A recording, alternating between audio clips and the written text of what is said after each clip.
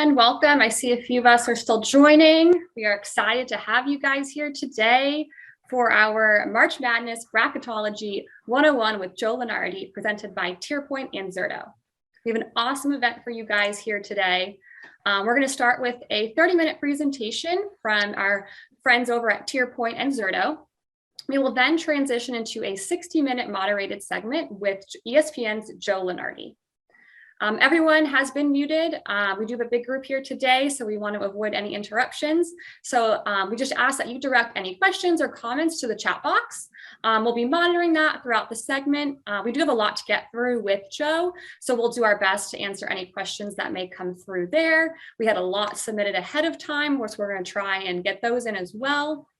By now, you all should have received instructions on how to register for the TierPoint Zerto Bracket Challenge on ESPN. I'll also enter that information in the chat box here so that you guys can all do it in real time, get logged in, start filling out your bracket live when you're listening to Joe Lunardi here. The top 5 winners of this bracket are going to receive some awesome prizes. So make sure you do submit your brackets on time. They'll tip off, first games tip off tomorrow at noon. So that's when the cutoff will start. So make sure you get them submitted ahead of time. We will announce winners at the conclusion of the tournament. So those will go out on Tuesday, April 5th for everyone.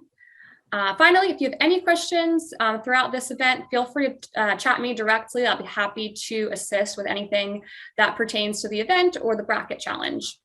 Now, without further ado, I'd love to introduce Eric Morrison from TierPoint and Derek Adair from Zerto. Welcome, guys.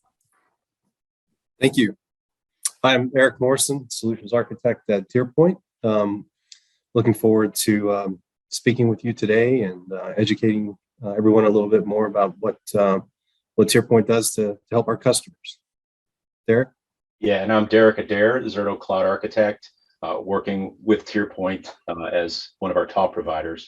And we're here today, obviously, to give you information about your bracket, but also to talk to you about disaster recovery and how TierPoint can assist you with your data recovery needs.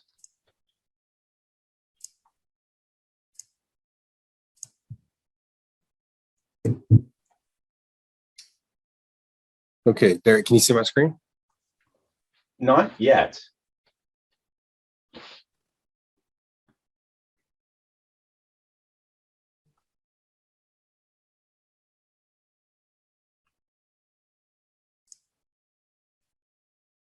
Let's try this again.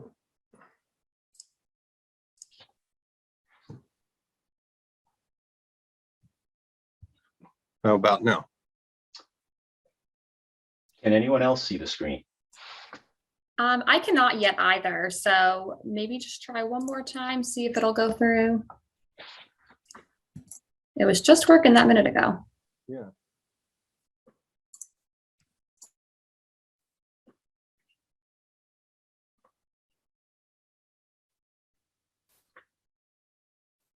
Okay, I'll just share it again. But let me maybe try. I'm not it again. Yeah. Okay.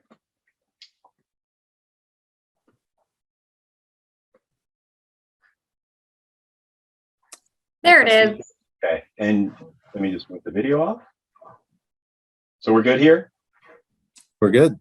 All right, let's get this off. So, Zerto has been in business since 2009. We have been a software-based disaster recovery as a service provider, working with partners like TierPoint. We have over 9,500 now, about 10,000 customers, over 1,500 partners, and we've serviced nearly all of the Fortune 500 companies. And most recently last year, HPE had the vision and the foresight to acquire Zerto. And, we now have the full capabilities brought to bear behind us from HPE, which brings an entire ecosystem of, full capabilities to service TierPoint as well as their customers. Yeah, and from a TierPoint perspective, we were named the 2021 MSP of the Year by Zerto, primarily based on just the total number of customers that we are protecting from a disaster recovery as a service perspective, total of virtual machines, as well as overall revenue growth. So Zerto is a key partner of ours. They've had a powerful 2 years of incredible growth, and it's due to their capabilities and their partnership with end users. So let's move on.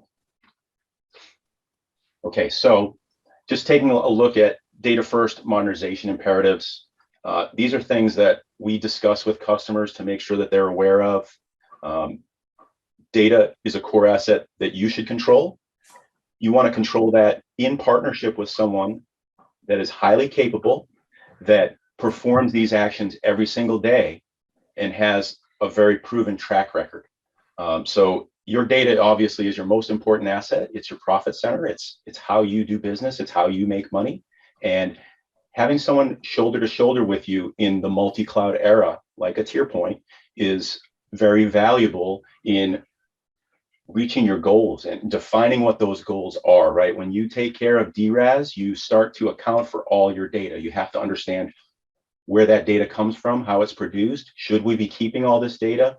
These are the types of actions that are performed with TierPoint to understand the totality of your environment, understand where any sprawl may be happening, where you're creating data that maybe you don't need to, making sure that it's accessible from its native location. A lot of people want to be on-prem and leverage disaster recovery as a service because they want to control their data.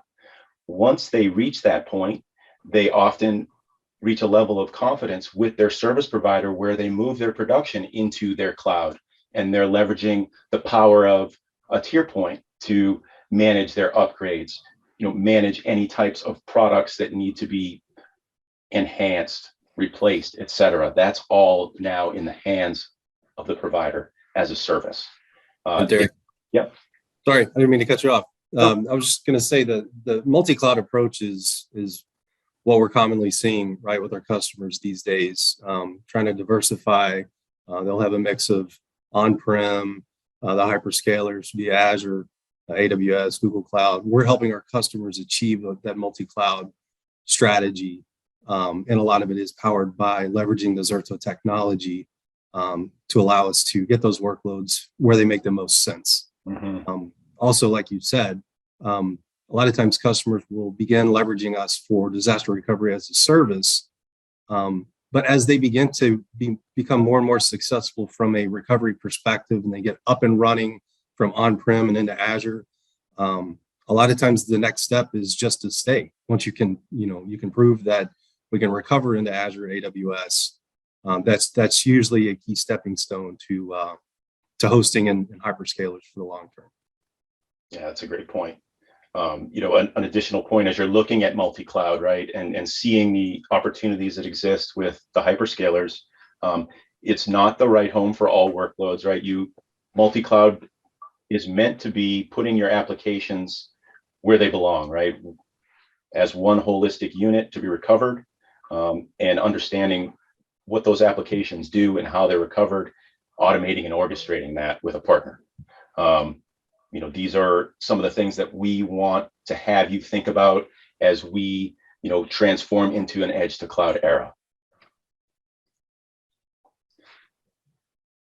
This is a look at, the entire ecosystem of what TierPoint can bring to bear for you. The idea obviously is continuous availability, continuous data protection, always on, recovering in minutes at scale. So having RPOs of seconds, having checkpoints, and we'll talk about this in a little bit, having checkpoints that are very granular to go back to, as little as 5 seconds before, say, a ransomware attack, or, an upgrade that went wrong. The sorts of things that give you proactive capabilities, right? And planned capabilities rather than the traditional DRAS ideology has been, what are the unplanned issues that I'm going to face? Well, Zerto has transformed over the past 5 years into a tool and a platform that can allow you the confidence to make decisions and then be able to go back and change those decisions in 3 months or 6 months without an additional $40,000 professional services engagement, because you shouldn't be punished for making the wrong decision, and you should have the freedom and the flexibility to move between any of these platforms, right? Whether it's your, home-based production to TierPoint, to AWS, to Azure, to Google Cloud Platform. We have all these capabilities, and TierPoint's enabling customers to make the decisions that they want to make. It's not a pigeonhole. It's not, well, this is what we have available. This is what you're getting. It's, okay, let's sit down. Let's have a discussion. Let's discuss the decision criteria, outline what the metrics will be that we're going to prove what the positive business outcomes are that we're promising. And, it's a collaborative conversation about your data and about your environment specifically. And that is very valuable to have an asset of people that have worked on this, like TierPoint, to be able to come into your business, evaluate, and recommend. Derek, I'd like to add a little bit around the application-centric focus for disaster recovery as a service. We see a lot of times when customers attempt to do disaster recovery themselves, it's more about getting the infrastructure moved, getting virtual machines moved or physical servers moved from one location to the second location so that they're available for recovery. But when it comes to disaster recovery, it's really about re-enabling business processes and the applications themselves that are supporting those business processes. So when working with our customers, that's one of the key first steps, right, is understanding the applications that support the business, so that as we're implementing these cloud-based recovery solutions, we're implementing them from an application level view as opposed to just a virtual machine level view. And our teams work closely with our customers to do that analysis and get it right the first time. Yeah, a holistic approach to taking care of the entire environment, understanding individual VMs within applications and how to recover an entire application at once rather than, everything 2 hours apart, as can often be the case with backups. Absolutely.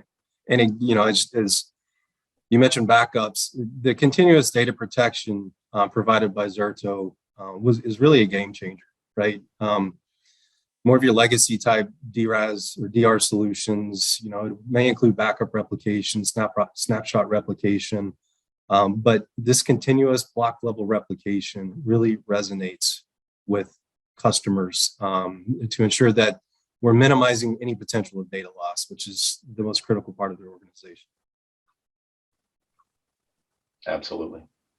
So some of the top customer challenges that TierPoint is helping customers with, obviously ransomware is, a huge focus for any customer right now. I talk to CXOs that are literally paranoid and, sometimes not sleeping at night.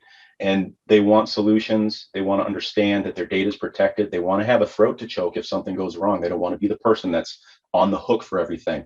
The unplanned and planned disruptions we kind of mentioned and discussed. It's pretty likely that someone's going to have some type of disruption over the next 3 years. And just that one disruption, we can show you the TCO, we can show you the ROI, the cost avoidance, et cetera, that make this, such a valuable purchase for customers. And then, cloud complexity, multi-cloud, having, like I said, a champion to guide you through something that probably your IT department does not have the expertise on, or if they do have the expertise, they're just not getting the daily touches to be able to be really excellent at this the way that TierPoint is. So, these are three things that, we're seeing are the challenges. And maybe Eric, you want to touch on how you guys are kind of approaching customers on this? Absolutely. So, when it comes to providing greater business resiliency for our customers, helping them, protect themselves from any types of threats, the first step is to try to prevent any of these disruptions, either ransomware, the unplanned downtime. And so we first try our best to prevent any of these things from happening. But in the case where customers are affected by something like a ransomware, this is a common use case for us from a DRAS provider. Customer has been unfortunately impacted by a cyber event, so they leverage us to perform the recovery for them in a secondary location, leveraging the Zerto-based cloud recovery technology to get them rolled back to a previous point in time. And then we also bring in forensics experts to help mitigate the risk inside the environments in an isolated fashion before promoting the entire environment back to production and helping the businesses resume operation. Mm-hmm. And I think it's important to point out that, Zerto is automated and orchestrated, but not, for every single compatibility item. So in a lot of cases, not a lot of cases, in some cases, that business partner is going to be able to help you through those processes that are not automated and orchestrated, which can be very important when you have some type of legacy applications. This is basically the three pillars that, TierPoint is, most accelerated in helping customers with. The ransomware recovery, we'll look into that on the next slides in a moment. Disaster recovery, which has been, Zerto's calling card, which has been what TierPoint has, been going gangbusters on, assisting customers, making sure that they're protected from these downtime events, having continuous data availability, and then the multi-cloud mobility, which is so important right now because people are getting confused. People are walking into situations where they don't understand what the costs are, and they're getting jammed, and then they're having to pay even more to get out of the situation. So Zerto is that foolproof method to ensure that if the decision that you made is not the correct one, you're able to pull back, into another cloud, back to your production home base, into the TierPoint cloud.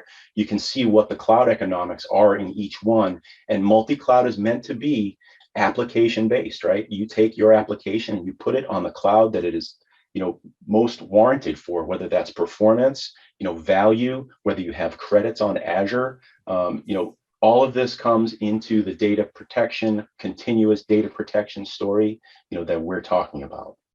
What's critical, Derek, too.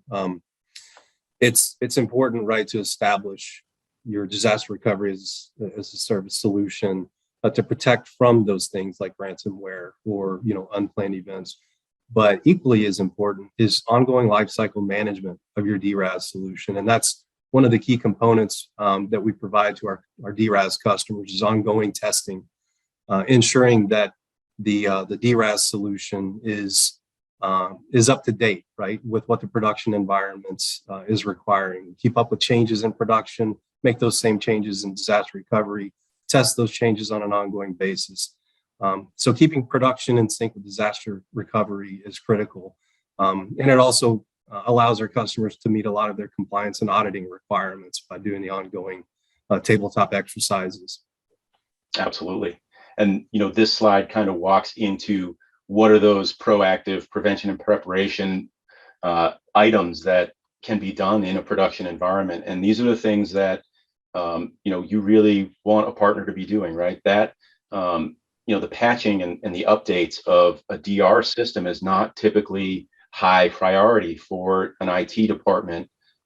So having a partner that manages these things for you and also prods you when you need to upgrade, it's really a fantastic methodology that I've seen so many customers over the past 5 years find success with, and really find the business model that works for them because it's individually tailored. This isn't a cookie cutter process. This is a consultation. This is about your data. Every individual situation is different, although there are commonalities.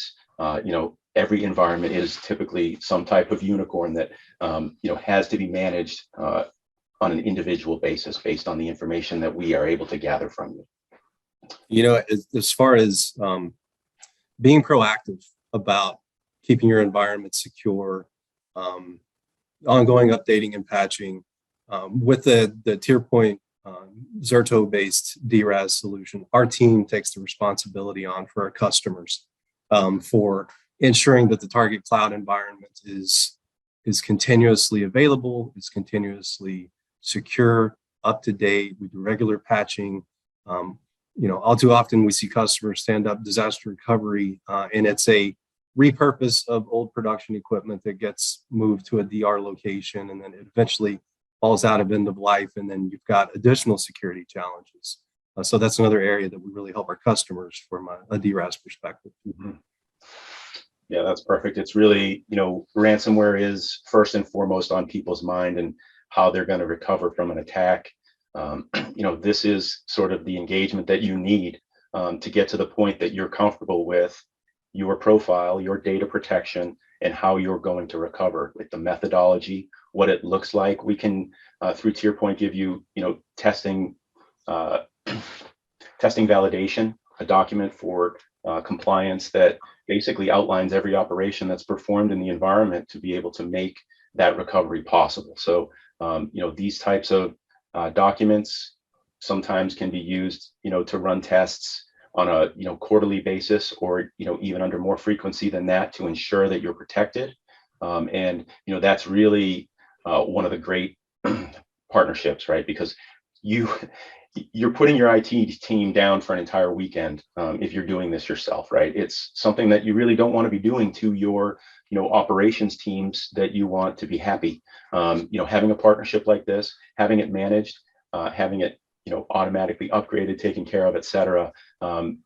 It's something for every persona in a company, whether it's the CXO level having the comfort and knowledge that they're protected, whether it's the operations teams that have, an easier time now being able to manage this requirement because they have a partner that's helping them manage it and helping them, guiding them with knowledge, guiding them with the latest and greatest information, things that are very difficult for, IT operations teams to keep up with because it's just, not normally part of their day-to-day operations.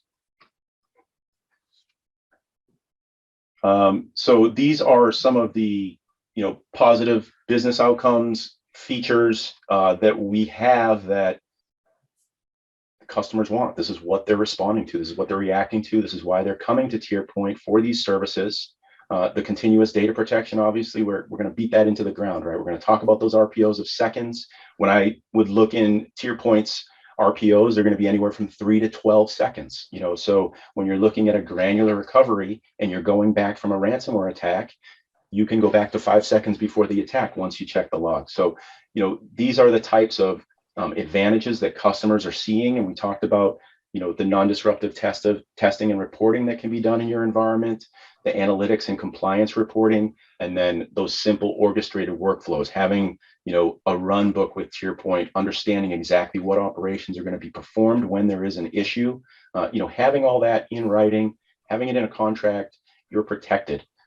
You're not going to have to deal with, people coming up your street saying, why didn't you do this? Well, I did due diligence. We were protected. And here is the outcome. And the outcomes that we provide are successful outcomes. When you don't have a Zerto and you don't have that journal to go from, often you have to go to backups. Well, those backups can be all over the place, in the amount of time that you're going back, in where you're recovering to, being staggered. So here is, all right, here's a look at just what's going on and what we're doing, right? We're having near zero RPO. So seconds of RPO, there's no production impact. We're not putting agents on the VMs in production. There's no snapshots. We're not scheduling anything. It's always continuous data protection, constantly sending the changes over the wire. And then really important, especially for the environment that we're in now, where there's so many acquisitions, hardware and storage agnostic. Customers are out acquiring other customers. If you have an acquisition, you're going to end up with 2 or 3 different flavored storage arrays, and you're going to want to be able to migrate those down to 1, maybe 2. Zerto has been that consolidation tool to be able to take you off those situations and put you in a better situation. We have a lot of use cases taking customers down from 18 data centers to 6, and that type of consolidation really provides so much value, TCO, ROI, et cetera. Our customers really love that the hardware agnostic, right? It allows them to make those choices, from moving from one particular vendor to another from a hardware perspective. This flexibility is critical in allowing them, the options to make the changes that they want to make as it makes sense. Mm-hmm. And that's why TierPoint can provide you as a customer with, any situation really. It's not, what do we want you to do? It's what do you want to do? How can we help you achieve these business outcomes that you're looking for? And this is a look at exactly how that looks in the journal, right? Legacy versus journal-based recovery, being able to go back to seconds before an attack, having the fastest RPOs and RTOs in the business in virtual environments, and then, being able to neutralize ransomware threats. We have a customer that's recovered, 3-4 times from ransomware attacks. The first time it was terrible, and they have that story, right, of 2 weeks of downtime, et cetera. And then enter Zerto, enter partner, and all of a sudden the outcome is much different the next 3 times. So, these are the types of things that customers don't want to have to worry about. If they're attacked, they want someone that's going to take care of that for them and make that simple and easy and effective to recover. This is the application-centric recovery. So being able to recover an entire application to a single point in time, it's very logical to do so. And it's hard to imagine why anyone would want to do it any other way. This is one of our calling cards, being able to protect the entire application, recover it to that single point in time, and to do so typically without VSS and stunning the environment, which we do have available, but is often and most often not necessary. You can see some of the applications that we're able to protect, and these obviously are the most mission critical types of applications that are available in the industry, and Zerto is there to protect them as a trusted partner, as is TierPoint. So maybe you want to talk about this slide, Eric, and what TierPoint can do to kind of bring these benefits to bear in their environment. Yes, absolutely. So, as we stated earlier, our DRAS, our cloud-based DRAS solution powered by Zerto is one of our most optimal solutions for any type of customer. It helps to mitigate disruptions within an environment, but beyond establishing a technical DRAS solution, what we also bring to bear is helping customers establish business continuity plans to help them neutralize those threats, understanding what events may impact the business, what would be the financial impact of those to the business if that event were to occur. So beyond just the DRAS components, we also offer the business continuity planning aspects as well. But as you dig more into the DRAS technical solution, again, we've talked about being able to protect your business from disruptions, maybe a natural disaster, neutralizing ransomware threats. Unfortunately, we help our customers on a regular basis recover from ransomware threats. But fortunately, we have a solution for them, which is powered by the Zerto-based cloud recovery solution. Modernized infrastructure. Again, we provide the target cloud environments. We've got a lot of flexibility in how we do that. It includes either multi-tenant cloud, depending on your security and compliance requirements, or we can build private cloud for a recovery target. I just saw a question come in around SAP. Yes, we do provide SAP certified target cloud environments, still based on the Zerto technology for recovery. Derek, did you have anything else you wanted to add to that? Well, these are things that every customer needs and not every customer has. So, if you're looking at this slide and you see things that are, openings possibly in your environment, it's good to grab a conversation with TierPoint, talk about your environment. Typically, we can help build a business case around your environment that shows individually about metrics from your environment, what the ROI is, what the total cost of ownership is, what the cost avoidance is, what your tier 1 through 4 apps are, what their RPOs and RTOs are now, what they would look like with TierPoint and Zerto. And then we can also measure out your environment to understand what, obviously the pipe is going to look like, what the storage profile looks like, and help you understand what your data profile is and what it's going to look like when you protect it. Because obviously you're doubling up your data when you do that, and you want to do it in a cost-effective, value-based manner, which is what Zerto can do. The other thing I would add is just the scalability, right? The scalability of Zerto is second to none. We are in massive environments, TierPoint being one of them, and our scalability is our calling card, especially when compared to other solutions.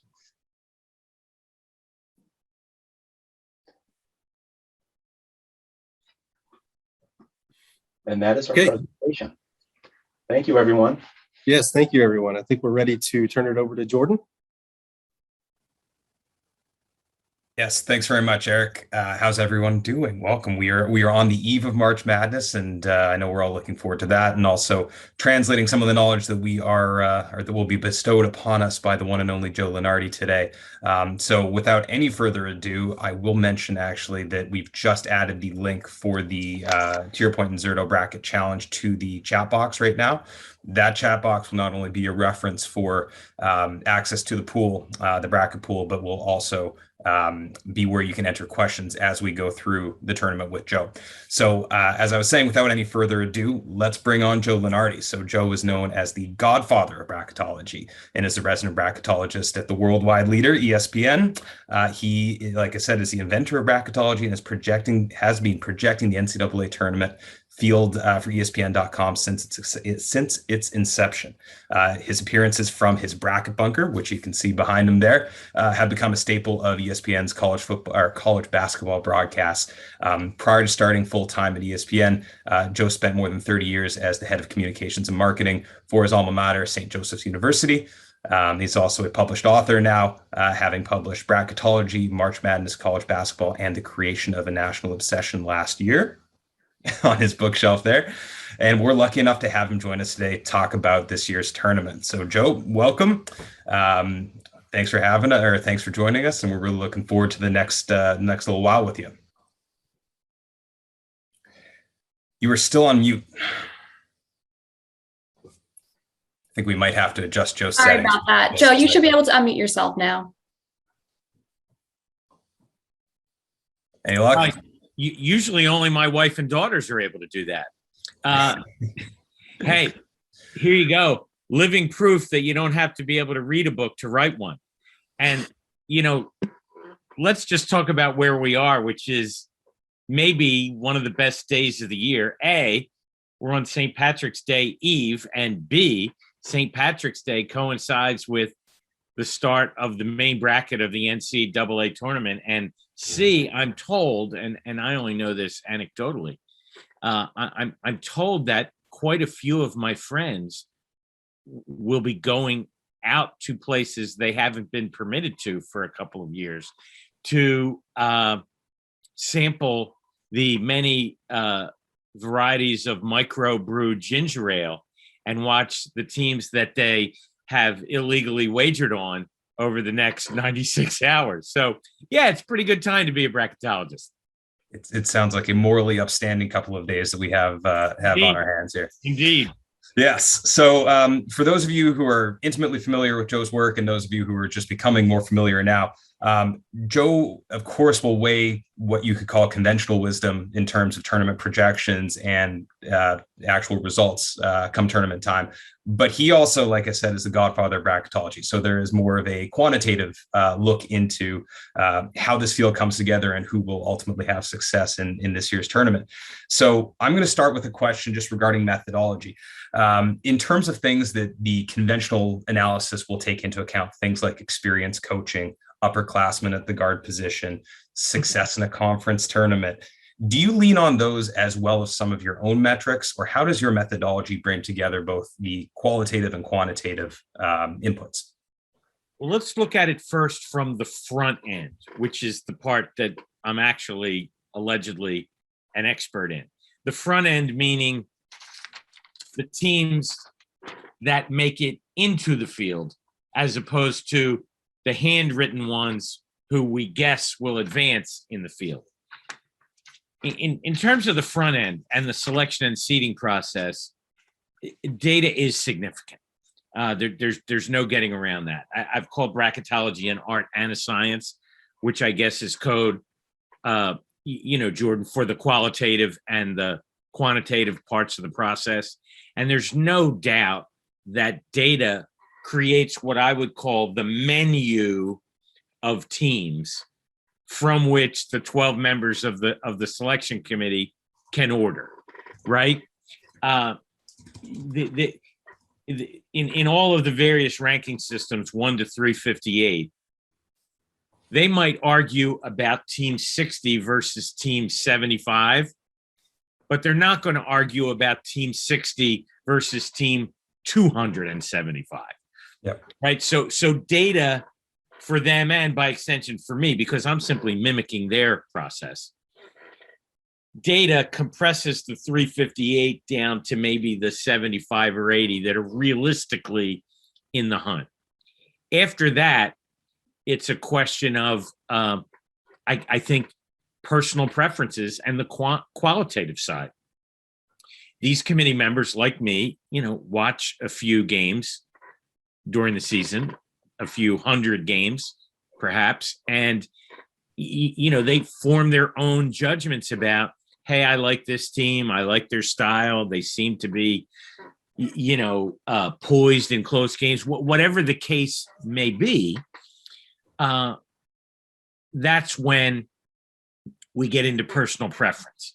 Now, in terms of using data to predict outcomes, I would say it's maybe even a larger portion of that process in the minds of most of us who are attempting to apply logic to our brackets. And I'm here to say that in many respects, that's a fool's errand. And here's the example that I would give to maybe point that out or demonstrate it. In another month or so, we're going to be done with March Madness and we're going to start heading toward the NBA playoffs, right? And which is about the only time of year I get to watch the NBA because I'm pretty booked up the rest of the season. Sure. But in the NBA, here's why, by and large, the favorites win. Best of 7 series.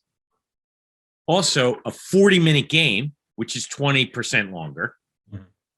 A 24-second shot clock, which is 25% shorter. And roughly 100 possessions in a game. My ball, your ball. Times 7, or at least up to 7. So in a best of 7 series, 700 possessions of the ball. Okay? When, UMBC upset Virginia as the only time a 16 is beaten a 1, there were about 70 possessions in a 40-minute game played by 18 and 19-year-olds with a 30-second shot clock. Sure. So you're the data experts. What's going to give us a truer outcome? The 700 sample size or the 70? Mm-hmm. Okay? You don't need me to tell you the answer to that. Now, the issue becomes how close to random is 70? And I would argue, here's my nickel, okay? Here's my nickel. Warren Buffett put up $10 million a few years ago for a perfect racket. Now, I don't know Warren Buffett. I suspect he didn't become Warren Buffett by being an idiot. He knows he's never going to lose a dime on that bet. Sure. Because to get them all right is flipping this coin heads 67 times in a row. Or correct. 2 to the 67th power, which is 9 quadrillion. So, you think this is your year? Maybe the movie's right. You're saying there's a chance. I'm not betting a mortgage payment on it. But the wonderful thing about that, the randomness of this tournament, is that you don't have to have watched those hundreds of games this year to be a successful predictor of a good bracket, or maybe a bracket that might even win the bracket challenge, in this case hosted by TierPoint and Zerto. So that's why this is so inclusive and so exciting for all of us who maybe watch games from November onwards or might just be tuning into their first college basketball game this weekend. Yeah, pretty irritating to lose to the person who hasn't ever, seen a game. Or in my case, that could very well happen. I'm in a household with a wife and 2 grown daughters and a dog. And when the girls were little growing up, we would do the household pool, and they would enter Murray, the Cocker Spaniel, who would pick all the teams with dog nicknames against all the teams with cat nicknames. And the year that UConn's Huskies beat Butler's Bulldogs in the championship game, Joey Brackets over here lost to a Cocker Spaniel. not a good career move. And that's why we love the tournament, right? Yep. If the favorites won all the time, it wouldn't be the same. And all right, data point. We've been at this format, 4 regions, 16 teams, etc., since 1985. The number of times that all the ones have made it through? Once, 2008. So you want to die on that hill, have at it. I'm not going there. right.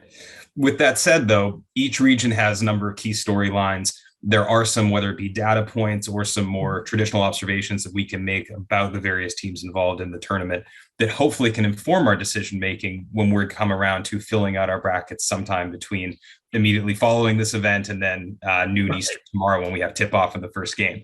So I know we have a couple of audience questions about the tournament in general. We're going to sprinkle those in as we go through all of the regions with Joe. And then towards the end, we will do our best to have some additional time to maybe ask some other wrap-up questions and take some additional questions from the chat box.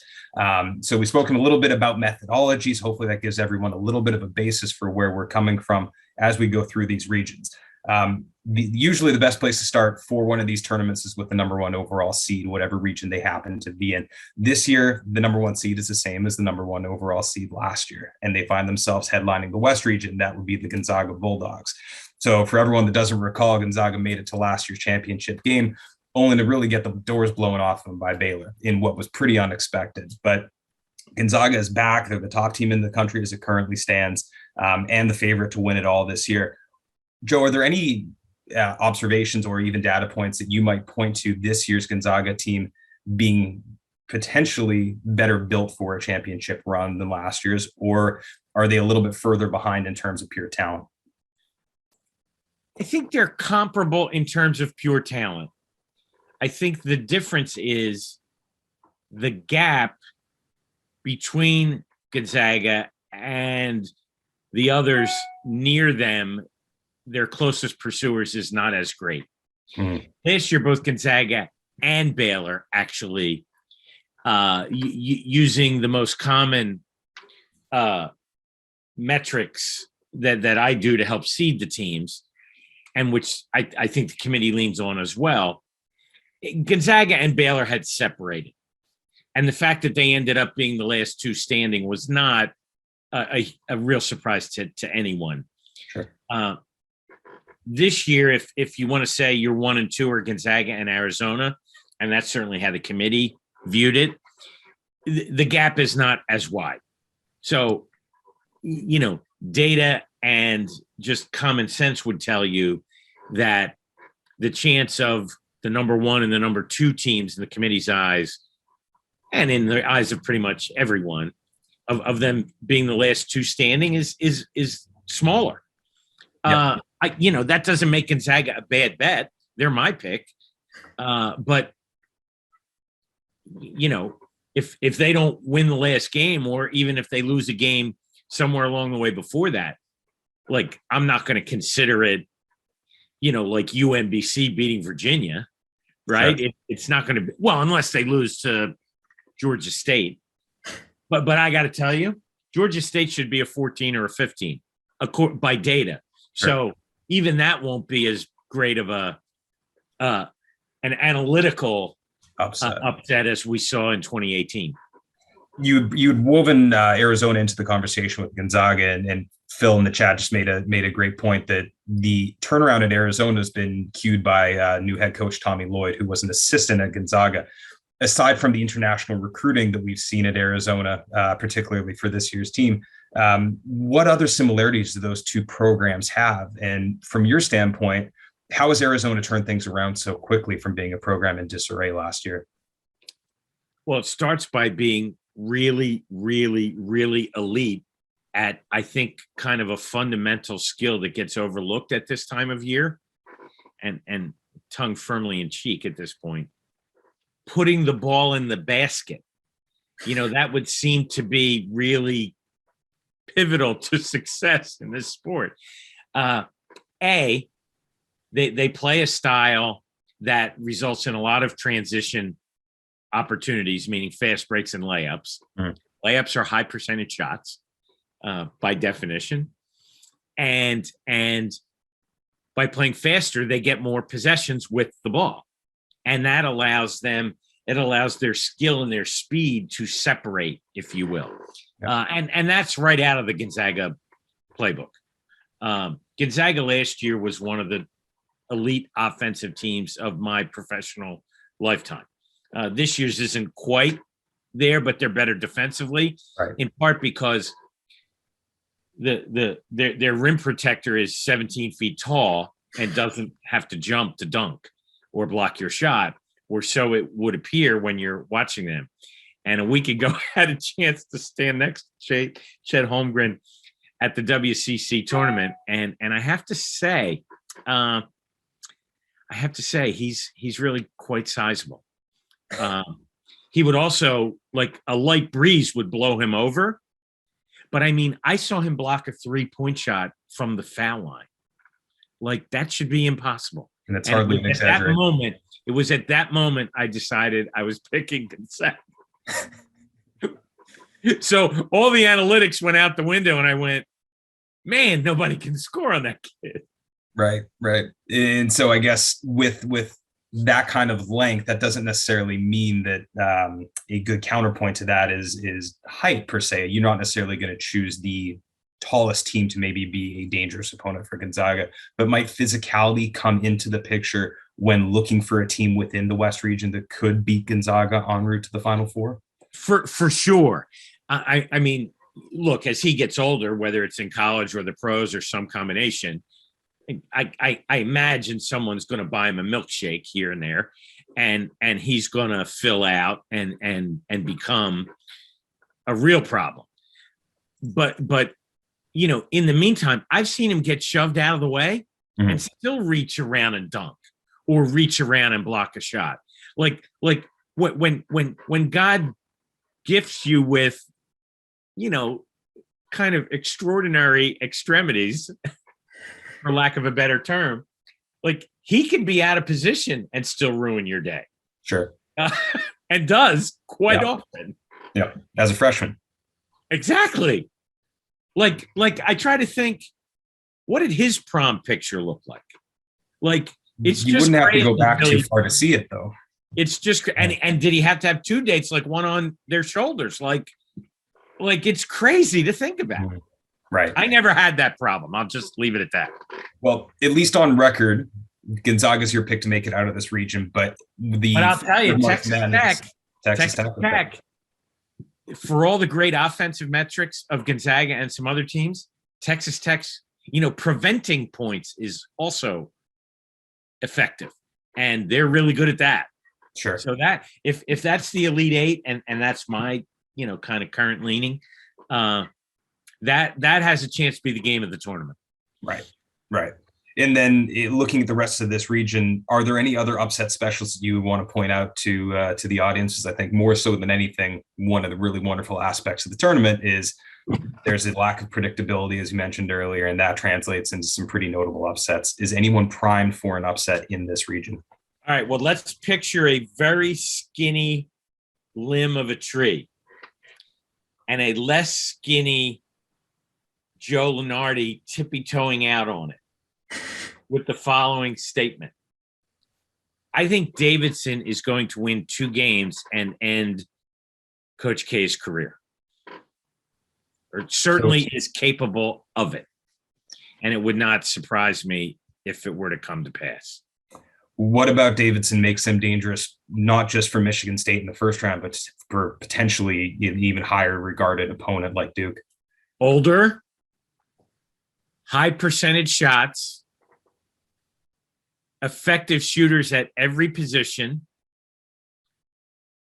and a coach who's won 600 games and is a Hall of Famer, and I will not shrink in the moment. Once went to Davidson has the lowest undergraduate enrollment of the 358 schools in Division I. It really helped in 2008 when one of those 1,100 enrollees was Steph Curry. Now, they don't have Steph Curry now, but the team around that spot is better. Mhm. Yeah, I mean, look, again, we talked about 40-minute game, 70 possessions. Maybe they go 3 of 22 from the 3-point line, and they're done at halftime against Michigan State. Right. But I'll say this. I think the winner of the Michigan State-Davidson game, no matter who it is going to beat Duke. Okay, so then that answers the question of how long does Coach K's last ride last? I'm sorry for any Duke fans that might be on the line here. I'm not a Duke hater. I've picked him lots of times, lots and lots and lots of times. From the beginning, this team I think if Coach K were on this call and we strapped him to a lie detector and said, where does this team fall in your 42 years at Duke as a head coach? I'm not sure this team would make the top 20. Definitely wouldn't make the top 15. Mm-hmm. Definitely. But from a pure talent standpoint, is there even a chance where some of that could rise to the top, even with their underclassmen probably being the most sure. Group of, I mean, look, they've beaten Gonzaga. They've beaten Kentucky. Sure. Who a lot of people have one or both in their Final Four. Mm-hmm. They've also lost at home to teams that aren't in the tournament. So you just kind of have to look at the whole picture. Right. So certainly a lack of predictability when it comes to how they're going to fare in the tournament. Had a quick question here about Colorado State. I think one of the storylines with that game heading into their matchup against Michigan is that the NCAA, I guess, had not chartered a flight for Colorado State as of about 48 hours before the game. So a little bit of adversity to deal with on top of playing a Big Ten opponent like Michigan. Do they have a chance of getting by Michigan, or are they going to be one and done? Well, I don't factor travel delays into any of my. I'm looking for any edge possible here. Any edge possible. Okay. But for you, don't worry about me. But I know we have some State fans. The edge is that David Roddy's one of my favorite players in the country because I tend to like guys who, how do I say this? Overachieve their height. And I mean, he's not a small guy. Like, he's a linebacker that happens to play basketball quite well, in fact. I think overall, though, CSU's gotten by being undersized. I don't think this is a good matchup for that. I kind of like Michigan by a shade in that one, because of Hunter Dickinson and what he brings, and he's got some long athletic guys around him. But it would not surprise me. I watched a ton of the Mountain West this year: Colorado State, Boise, San Diego State, even Wyoming, which went out last night. The Rams are legit. I just, a lot of this is matchups, and I don't like the matchup. Fair. Well, you mentioned a couple of teams there from the Mountain West who happen to fall into the 8-9 seeds. Widely regarded that those are the ultimate coin flips in a tournament of coin flips. Is there any kind of methodology that can be applied to a matchup like the Boise State Memphis game, or even the UNC Marquette game as 8-9 matchups? Well, I think the analytics in Boise Memphis have to do with experience primarily. And the fact that Boise was really good in close games. Now, does that mean they're going to continue to be really good in close games, or is it more likely that they would regress to the mean? I'm generally a regression to the mean guy. And anyone who's seen me fill out a golf scorecard would certainly know that. But when I look at that game, Memphis's relative youth and inexperience is really noticeable. Mm-hmm. So I'll go with Boise in a coin flip there. Yep. And in Marquette, North Carolina, to prove I don't hate all things Tobacco Road, I'll go with Carolina. I think they have a chance to be a late bloomer and a legitimate second weekend team here. And yes, that means I think that they'll beat Baylor. Okay. That might have answered one of our first questions, or one of our questions just came in. Do you think that will be your first true bracket buster where a 1 seed will go out? Yes. In fact, during the Duke Carolina game a couple of weeks ago in the Coach K finale that went a bit awry, I leaned over to someone in the studio and I said, Carolina is going to be in an 8-9 game. And whichever 1 seed gets them, I'm going to pick to be the first 1 seed to fall. So here we are. Here we are. Okay. Far be it for me to go back against something uttered on national television, because no one in my position would ever lie or make a mistake intentionally. No, but at the same time, it's really interesting dynamic where we're pinpointing North Carolina blue blood program as the potential first bracket buster. It just shows like this year when UCLA went from the first 4 to the final 4 and won 5 games as an 11 seed, and I would hear UCLA called a Cinderella, and this is the school that has more national championships than anybody else. So it kind of by definition not a Cinderella. But people will say anything to get on TV. Trust me.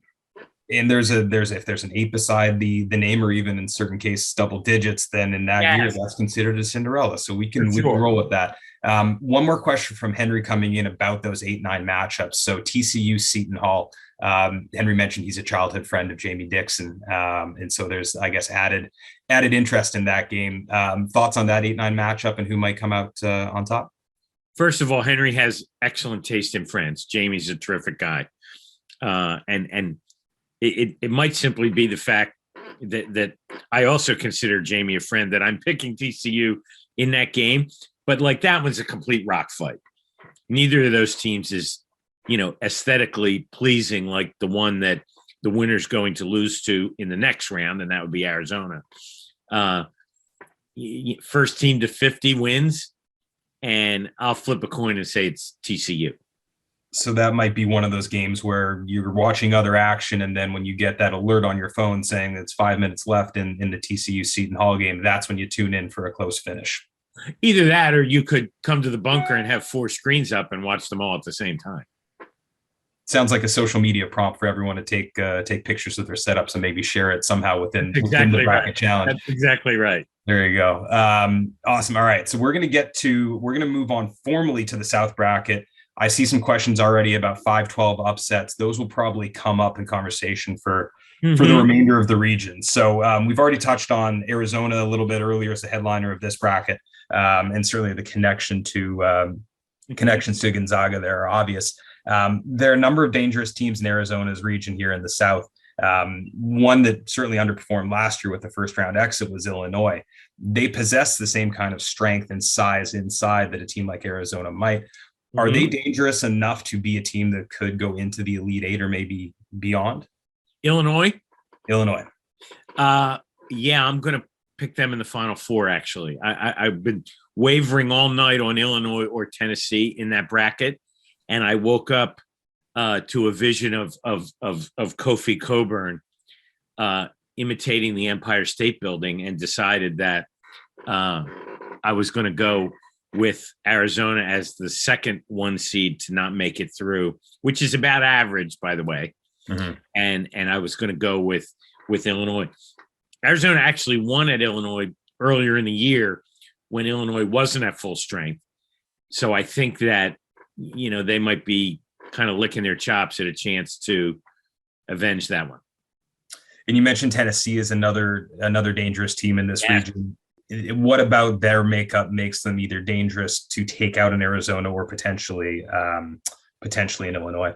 Yeah, the momentum, experience, tournament-tested coach, winning their conference tournament in pretty dominant fashion. Now, in fairness, they didn't have to face the 1 seed. It was the 8 seed Texas A&M that made it through on the other side. But they did beat Kentucky in the semifinal. And they beat Kentucky this year 2 times out of 3, got waxed at Rupp, won at home, and then won on the neutral court in the league semifinal. So Tennessee has quietly put together another excellent season. So a couple teams there that highlight that region. Had another question. It seems like 8-9s are the theme of the day. Tim wants your thoughts on Creighton versus San Diego State. Like San Diego State, I think Creighton is maybe playing with house money at this point. They lost really an outstanding freshman point guard in Ryan Emhart about 2-3 weeks ago now, and they've still managed to kind of get by. San Diego State's one of the best half-court defensive teams in the country, and I think they're going to make just kind of basic ball handling difficult for Creighton. And most Creighton teams have the firepower to kind of overcome that. Mhm. I'm not sure this one does. Okay. There you go, Tim. So the pick there is San Diego State over Creighton. Sticking with the South, any other upset specials that you want to point out in maybe the opening weekend for the South region? Love South Dakota State. Okay. Love, love, love, love, love. I also love Providence because I have friends there, but I don't like the matchup for them. We talked a little bit before about putting the ball in the basket. I measure that, or it is measured, I think, best by something called effective field goal percentage, because it separately weights your twos and your threes and assigns what I call points per shot to all of your attempts at the basket. Mhm. South Dakota State is first in the country in effective field goal percentage, in addition to being first at overall 3-point shooting. And again, because, basketball is the name of the game, putting it in the basket seems useful. And Providence, 15-3 in quote unquote close games, 1 and 2 possession games. So, right. Are we betting on the anomaly continuing, or are we betting on regression? Yeah. That'll be an interesting one. I think certainly it's a clash of styles, and it really interests to see if a team like South Dakota can get hot and shoot at a high percentage, because is that really a team that you feel like has a profile to maybe not only upset Providence, but progress past the opening weekend? Yeah, I do. And people have given me the stink eye the last couple of days for saying that. And look, I get it. I understand that the Big East is better. I understand that the Big Ten is better. But last year, the champion of South Dakota State's league was Oral Roberts, and they were a really good offensive team. They were a 15 seed, and they won 2 games. So maybe the error in our ways is not kind of understanding the trends that already exist. Sure. Got it. And then the other seems like trendy upset pick, even though it's a 7-10, would be Loyola of Chicago, who we know has a history of doing this in the tournament. Them taking on Ohio State, kind of had an up and down season, hasn't necessarily distinguished themselves. Is that one that you're going to hang your hat on, Loyola of Chicago, or are you sticking with Ohio State from the bigger conference? Well, I'm no dummy.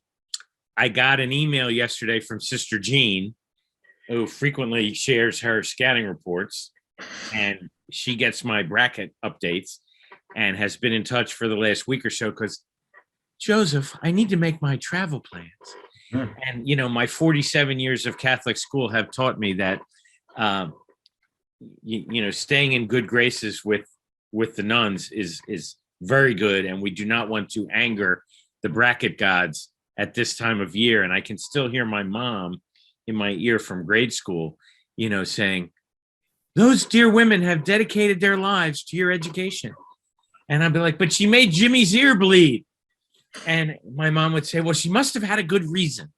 And I'm going to go with Sister Jean for at least a round. How's that? Yeah. Because last year we got into it on TV doing the Sister Genealogy bracket segment. And I tried to say that she was maybe off the mark in picking Loyola to beat Illinois in the second round. And we all kind of saw how that turned out. Yeah. So, she's 102 years old, for heaven's sakes, and she's giving me bracket advice. If I don't listen, who's the fool? Bracket advice by email. That's only because I couldn't pick up the phone at that moment. More so being 102 and utilizing email. My mind goes to wondering whether her email format is first name, last name, or once it was FaceTime. That's too good. It's so good. Really good. It's really good. Hard to root against that, independent of connections. Her birthday's she's closer to 103. There you go. There you go. So it'll be an early birthday present for Sister Jean, at least in the first round. So there's another mild upset call. Let's keep moving through the regions here, head down to the Midwest, or I guess up to the Midwest if we're coming from the South. A lot of you could say parity in this bracket in terms of maybe the 1 seed in Kansas doesn't necessarily stand out as one of those top 2 teams like a Gonzaga or an Arizona. No, but I love their path. Okay. I love their path. Maybe because I have seen not San Diego. Well, I have San Diego State winning a game, but South Dakota State as a possible Cinderella, a real Cinderella, if you will. Mm-hmm. I think Kansas is going to be in New Orleans. I'm feeling pretty. I might be feeling better about them as a 1 seed making the Final Four than any of the 1 seeds. Okay, interesting. And that's because of path and matchups, not because I think they're the best team. And so some of those teams in their path, I mean, there was a point earlier just in the chat box here about Auburn having been the #1 team in the country for a significant portion of the year and how regression has maybe taken over of late. Do they not match up well with the Kansas? Would you say the same thing about Wisconsin, who's the 3 seed in this region? No, I mean, I think there are teams that match up well with Kansas, including the ones you mentioned, because this is not an elite Kansas team, at least by comparison to some of those that Bill Self has had over the years. Mm-hmm. But it's not always an elite team that wins. Wins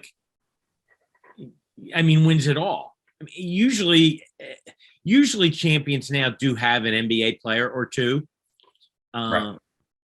And Kansas kind of does. Like they don't have the obvious lottery picks that they often do. But I like the fact that they've played their best lately. I like that they're getting Remy Martin back, a guy who can kind of be a change of pace, quick strike weapon off the bench. I just like Kansas in that region, and a lot of probably is a kiss of death, but you got to pick somebody. No, I mean, you point to their path as being one that's advantageous. One of the teams in that region that is gaining a little bit of steam here, mostly based on recent performance and conference tournament play, would be Iowa. It's been pretty well documented how offensively powerful they are, but the question is whether their defense can match up against some of those other top seeds in that region. It's better. It's better. Last year, I had them going out early, and they did. Look, I picked South Dakota State to beat Iowa probably because I just wanted a pick that looked like that somewhere on the board, because they pretty much always exist. And I based it on South Dakota State's metrics as well as what I've seen, just watching. Not as a negative comment on Iowa. Look, I know that if South Dakota State did that to knock off Providence and Iowa, they'd be beating teams with far greater records and a far better list of good wins. That's not the question.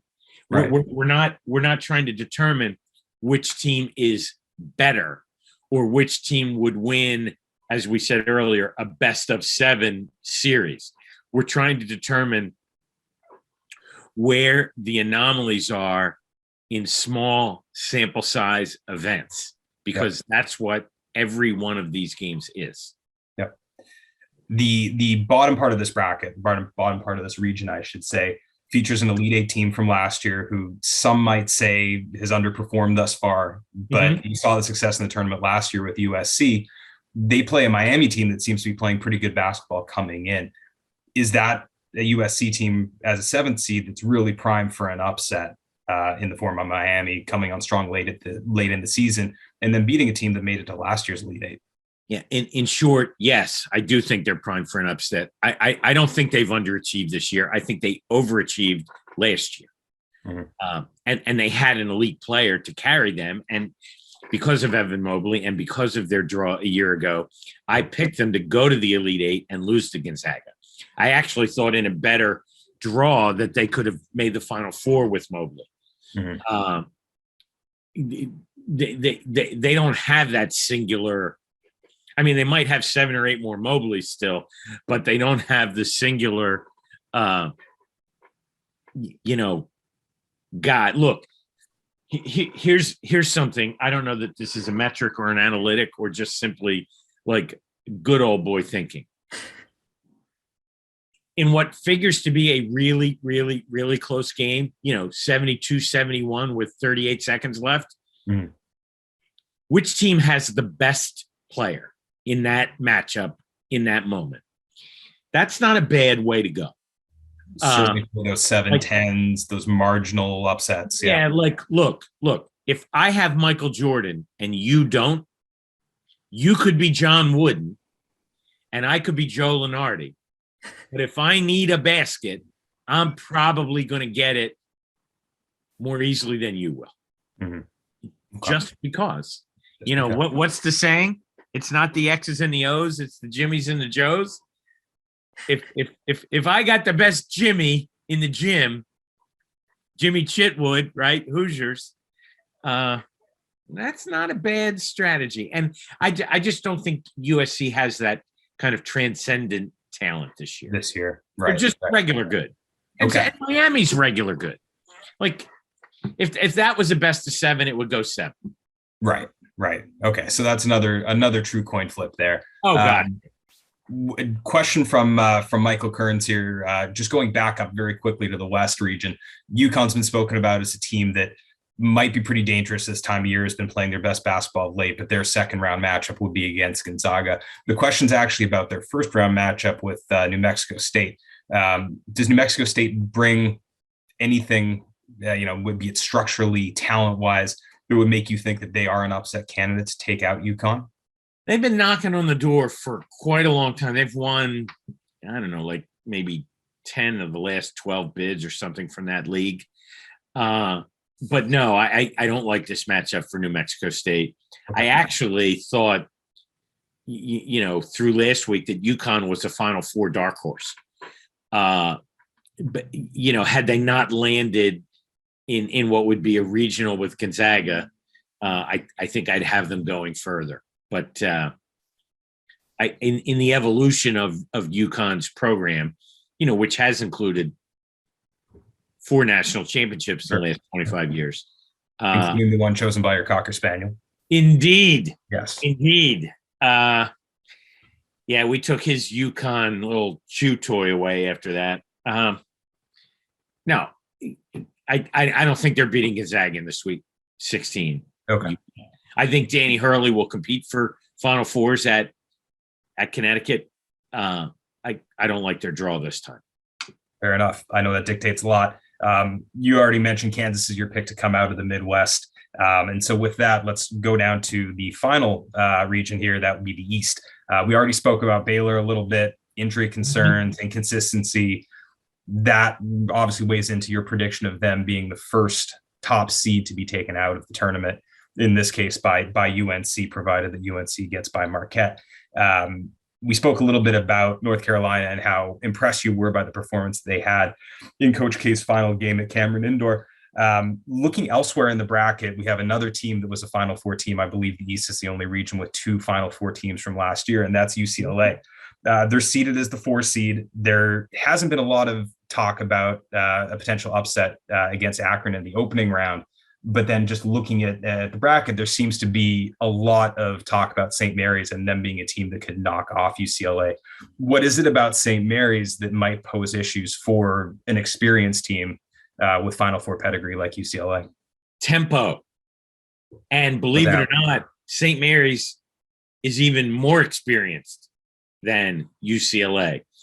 And that's assuming St. Mary's beats Indiana, which is no gimme. I mean, look, I give the committee all kind of props for correctly seeding the mid-majors this year, because they haven't always done so. For St. Mary's to get a 5, for Murray State to get a 7, for Davidson and San Francisco to get 10s when they didn't win their conference tournaments.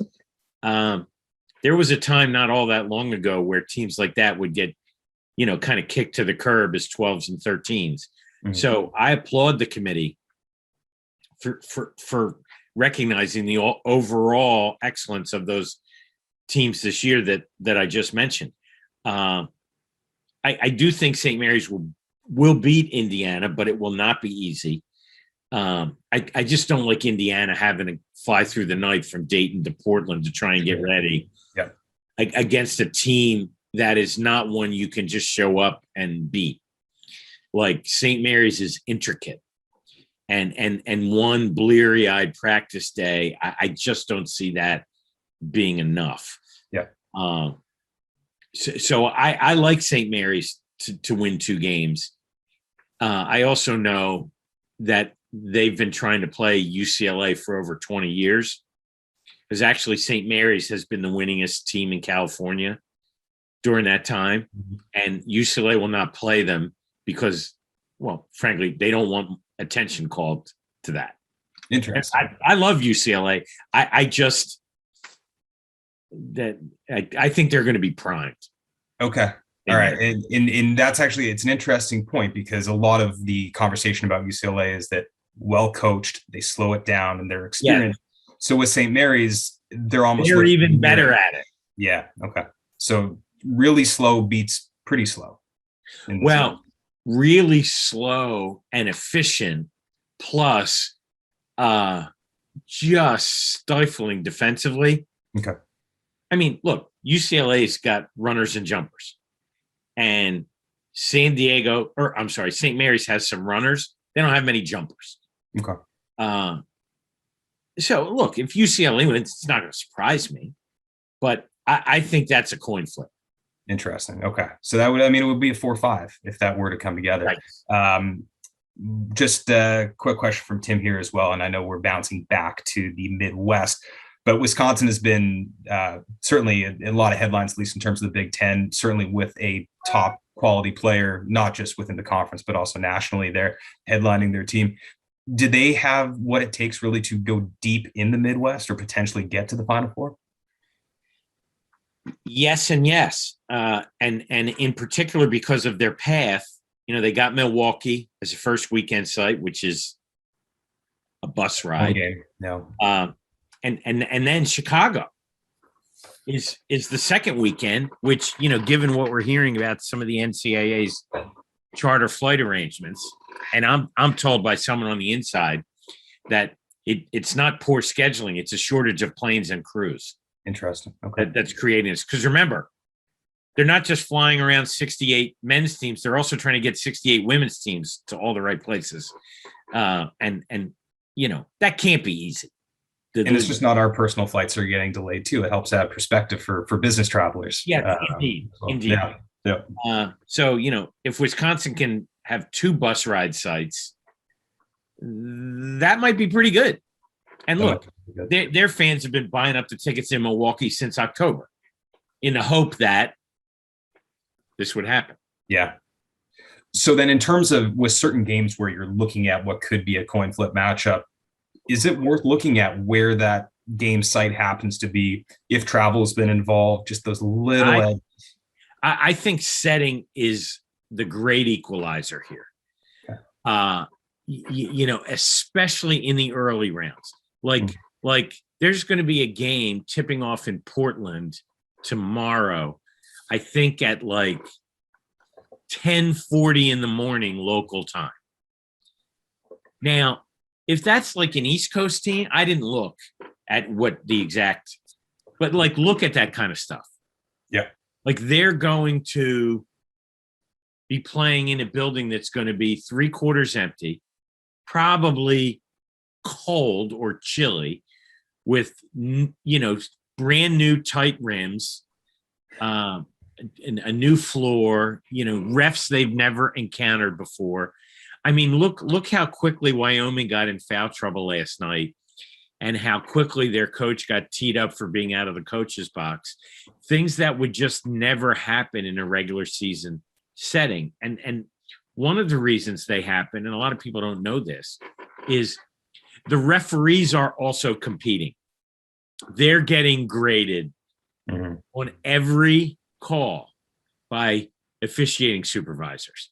And they want to advance also because it means more paydays and more exposure and more, frankly, better assignments in future years, which means, again, more paydays, more. Only 96 officials make it to the NCAA tournament out of like 900. So that, it's a selective process, and it's kind of a professional feather in your cap. Right now, there are so many different forces at play.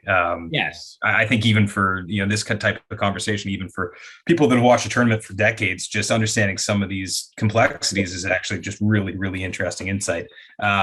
Peter Gray has a question here in the chat box, and that's surrounding Kentucky. And so Kentucky, looking at the East, even though Baylor's the top seed, the more popular pick, let's say in Las Vegas, or maybe for those that are wagering to come out of that region, would be Kentucky, the 2 seed. Certainly the talent's always there. This year, maybe they're a little bit older, more experienced than Kentucky teams tend to be under Calipari. Do you think that mix is what's going to take them to the Final Four or potentially beyond? As an official representative of NCAA member institutions, of course, I can't gamble. And, I come from the no gambling at Bushwood tradition, Caddyshack. And I literally, I can't remember the last time I bet a nickel on a tournament game or a tournament team. But if I was in Las Vegas, I would pick Kentucky to win that region as well. Okay. I think it sets up well for them. In fact, I think it sets up very well for them. So Kentucky, Kansas, Gonzaga, and remind me of Illinois. So that is the Joe Lunardi Final Four as it currently stands.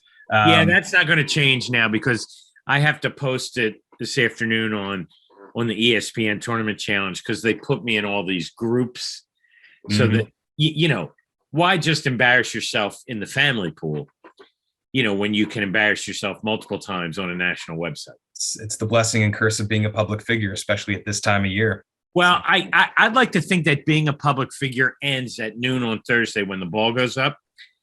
And, there's no need for bracketology then until next year. But I've lost that argument a handful of times in my career about whether or not I am or I'm not a public figure. I think I'm a public figure on Selection Sunday. I think the other 364 days should be mine. Yeah. A little bit more time on the golf course, from what I'm hearing. So we've gone through all the regions, which obviously everybody is now able to begin to piece together their own brackets with a lot. Just remember the Cocker Spaniel. I am not Moses coming down from the mountain with brackets etched in stone. Words of warning, but in terms of when all else fails, pick dogs as mascots. So we Joe actually mentioned a minute ago that within the tournament challenge, I guess it would be the homepage, not necessarily the specific bracket you would be filling out, but the bracket overall tournament challenge homepage. Joe's brackets will be posted there. So if you really want to ride with Joe, there is an opportunity for you to view that before everything tips off tomorrow. I know that was one of the questions that you received a little bit earlier. Joe, I think we have about 5 more minutes with you, and I just want to get to a couple of other pre-submitted audience questions. Rapid fire. So Amy just wrote actually in the chat box your thoughts on Purdue, which I was remiss not to touch on because they were a team that had thoughts of championship pedigree throughout the year. Yeah, and legitimately so. I think if they make the Sweet 16, they lose to Kentucky. I think it's 50-50. They get past Virginia Tech the round before that. Okay. But very dangerous, very efficient offensively, a lot of size, and would love to see Purdue's bigs, kind of bang it out with Oscar Tshiebwe of Kentucky in the regionals. That'd be fun to watch. Okay. So some optimism for Purdue, but not necessarily an ironclad pick to make it even through to the late 8. Correct. Are there any coaches or just a team culture that you feel like is conducive to sort of making the adjustments at halftime that might take what appears to be a mismatch or a difficult situation maybe in the first half and cue a comeback in the second half? Is there any team, I guess, that might have really an advantage when it comes to the X's and O's and coaching? Villanova. I mean, we can't discount what they've done in recent years. 2 championships for a non-major football school. Admittedly, the Big East is no slouch. When we say the Power Five, we're really saying the Power Five plus one. How many more tournament games does Jay Wright have to win before people acknowledge him as more than a guy in a fancy suit? So yes, go against Villanova at your own risk, because they've given us lots of reasons to believe. Yeah. Fun one here, maybe to close on, unless I'll definitely invite a couple more questions in the chat box if we do have any. Fun one to close on was submitted pre-event, because we know that this week, or these few weeks in particular, this is your Super Bowl, World Series, NBA Finals, Masters, Stanley Cup rolled into one. Outside of golf, what else do you get up to when you're not engrossed in college basketball for most of the year? Love the beach. I'm a South Jersey Shore guy, and I try to be, a little bit more present as a husband and a partner and a dad, even though the kids are grown, because they don't get a lot of my attention from, Christmas to Easter. And look, it's no different than an accountant during tax season or, a lawyer during a big case. We all have crunch times professionally. Mine just happens to play out a little more visibly than most. There you go. I even like to read books without pictures. But please, if anyone's interested, do buy Joe's books. Send me books with pictures. Oh, okay. All right. Yeah, you can buy my book too. Yes, while you're at it, no problem with that. But I didn't do it to get in another tax bracket. I did it to tell a story and leave something behind. I like that. Just to close, another question in the chat box here. I think we might have touched on a few of them already, but just to go on record, is there a 5-12, which is typically the real trendy upset pick? Is there one that stands out as most likely? Yeah, in looking at it, I don't have a single 12 this year winning. That might be a bracket architecture error on my part, but I have a bunch of 11s and a 13. Does that make up for it? I think so. I guess we'll find out. Mike, does that make up for it? You can enter that into the chat box too. So that might be an anomaly. There you go. More 11 seeds advancing than normal, but fewer 12 seeds. A lot of thank yous in the chat box here for Joe. Thank you everyone for joining as well. I know that everyone's going to have a great time with the bracket over the next couple of weeks. And Joe, you will be firmly engrossed in the bracket bunker, taking in all the action. So everybody enjoy what's an awesome time of year. Thank you for joining. Eric and Derek, do you want to close and just offer your thoughts as well before we close down the window here? Sure. I really appreciate all the insight. I've certainly got a lot to think about as I get ready to fill out my bracket for this year. So Joe, Jordan, thank you very much on behalf of TierPoint. Thank you for all of your time. We will be sharing the materials that we went through on the front end of this event. And so with that, Derek, I'll turn it over to you. Yeah, thank you everyone for your time and attention. Joe, thanks for the insights. I actually think Marquette's going to beat North Carolina, so we'll see how that comes out. And thanks everyone for your time and attention. Anytime you have an opportunity to listen to Joe is going to be great. So thanks again. So long, and thank you, Jordan. You did a terrific job hosting.